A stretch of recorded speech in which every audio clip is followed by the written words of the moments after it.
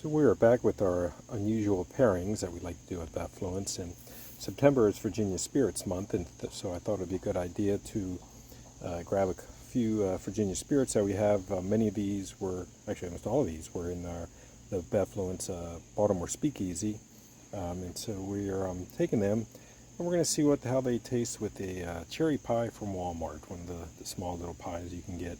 What I've done differently is I have them all in my neat glass where I'll be able to taste for a second, but I'm also just soaking the pie in for a little bit to see if it can get some more of that the whiskey flavor into it. And so we're going to see how various whiskeys play with cherry pie.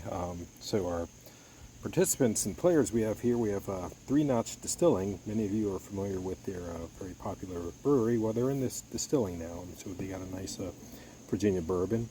We have the Courage and Conviction from the Virginia Distillery Company. I mean, everyone should be familiar with this whiskey. We also have very popular Catoctin Creek Rye, the first post-prohibition rye whiskey in Virginia. And then, since I do have my stuff back here, Lost Whiskey Company barrel, actually Lost Whiskey Club, got to include them into this tasting. So come back afterwards. I'm going to taste through leisurely, and then I'll let you know my thoughts. Okay, I'm back after tasting, and definitely enjoyed all of them. One quick lesson I learned was that higher proofed whiskeys did better than the lower proof.